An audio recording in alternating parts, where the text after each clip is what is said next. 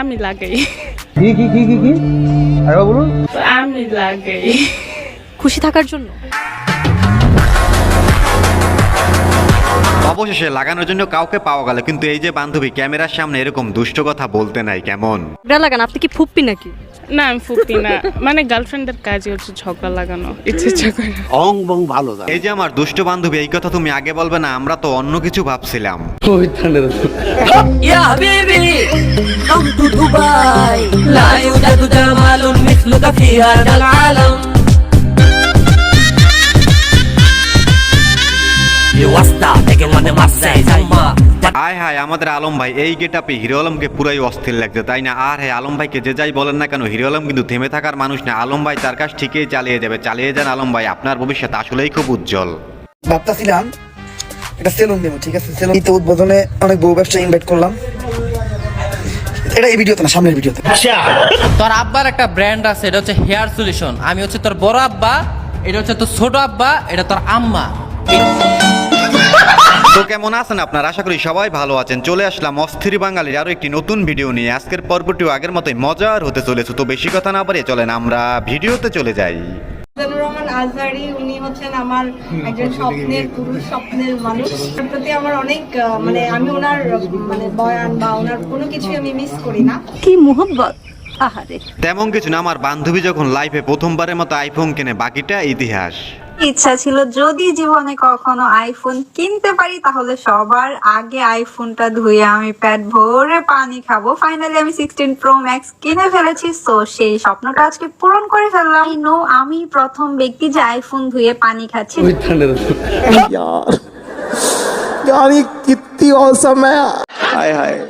আসলে দেখতে তো পরিপরি মনে হইতেছে, কিন্তু মেরা দোস্ত পিকচার আবি বাকি হে।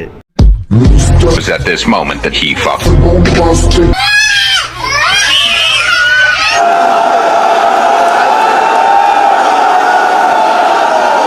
ফাঁসির মঞ্চ থেকে মুক্ত বাতাসে সাবেক স্বরাষ্ট্র প্রতিমন্ত্রী লুৎফুজ্জামান বাবর। কেন্দ্রীয় কারাগারের ভেতর থেকে তিনি গাড়িবহর নিয়ে বের হওয়ার সময় আনন্দঘন এক মুহূর্তের সৃষ্টি হয়। অবশেষে ফাঁসির মঞ্চ থেকে মুক্ত বাতাসে বাবর। তবে আমি ভাবতেছি এগুলো দেখার পর ভারতীয় হকার সাংবাদিকের কি অবস্থা। কিছু কথা বলতে চাই, যদি আপনারা অনুমতি দেন, না দিলেও সমস্যা নাই, যেহেতু মঞ্চে উঠে পড়ি। কথা কি ক্লিয়ার না ভেজাল আছে? মঞ্চে যখন উঠে ফেলেছে, আপনারা কথা বলতে না দিলেও সমস্যা নাই, যেহেতু মঞ্চে উঠে ফেলেছি কথা আমি বলবোই। আমার বাল ছেঁড়া গেল। এটা হচ্ছে আমাদের বাংলাদেশের বিশিষ্ট গাছ সাফ করার কারিগর। উন্নত মানের গাছ সাফ করতে পারে, বুঝছেন? যারা গাছ সাফ করবা আমার সাথে যোগাযোগ করবে, তার নম্বর আছে। মানে গাছের মার ফুটকি মারা দিবে একবারে, বুঝছো? এই কি জন্য এত উপরে সাফ করতেছো? একবার গোড়া দিয়ে কাটতে লাও, বুঝছো? গোড়া দিয়ে কাটতে লাইবা, ওখানে রস বেশি ফুটবে। বড়, বুঝছো? বড় একটা পানির ড্রাম বসায়া দাও। গাছ সাফ করতেছে, গাছের তো একেবারে ভাই জীবনের এর কোনো অস্তিত্ব পাওয়া যাবে গাছে। এই ভিডিও দেখে মনে হইতেছে চাচা আমার বাসা থেকে কাজে বের হওয়ার আগে চাচির সাথে প্রচুর ঝগড়া করেছে, আর সেই জমে রাখা রাগগুলো এখন এই গাছটির উপর ঝাড়তেছে। কেসটা তুমি ধরেই ফেলেছো। প্রেমিকা ছাড়া জীবন মূল্যবান নাকি অমূল্যবান? প্রেমিকা ছাড়া আসলে জীবন মূল্যবানই বলতে পারেন। আচ্ছা, প্রেমিকা নাই মানে আপনি সবকিছু থেকে বেঁচে আছেন। এই প্রেমিকা বলবে এখন এখানে যাওয়া লাগবে, এখন ওইখানে যাওয়া লাগবে, এই খাবারটা নিয়ে আসো, এই করো ওই করো, নানান ধরনের প্রেশার আর কি। প্রেমিকা নাই মানে আপনি বন্ধু বান্ধবের সাথে চিল করবেন, এনজয় করবেন, ঘুরবেন ফিরবেন, পড়ালেখায় সময় দেবেন। তার সাথে আমি একমত, যার প্রেমিকা আছে সেই বোঝে প্রেমিকার কি প্যারা রে ভাই, আর যার প্রেমিকা নাই তার কোনো প্যারাও নাই। কি বলেন আপনারা? নিঃসন্দেহে তুই ঠিক কথা বলেছিস। কি নাম তোমার? হ্যাঁ, রুবেল। কোত্থেকে আসছো? কোত্থেকে আসছো? তোমার নাম কি? বাপের নাম? এগুলা কি? হ্যাঁ, গাজা। কই নিয়ে যাবা? এখানে বাজনা বাসনা দেবো না।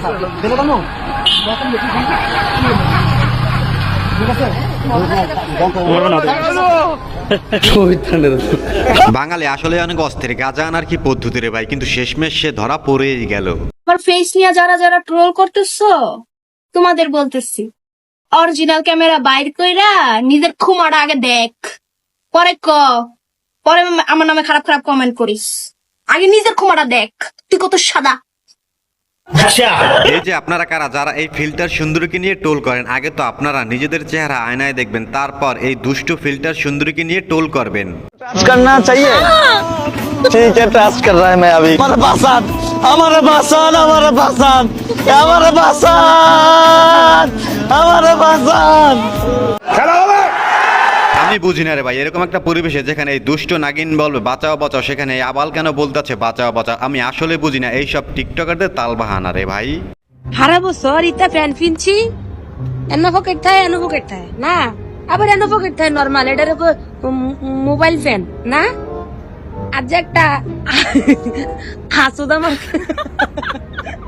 सुकून का नाम सुना है हाय हाय इतना सुकून। এখন ছোট্ট একটা অনুরোধ, আপনি যদি এই চ্যানেলে প্রথমবারের মতো ভিডিও দেখে থাকেন তাহলে চ্যানেলটি সাবস্ক্রাইব করে আমাদের সাথেই থাকবেন।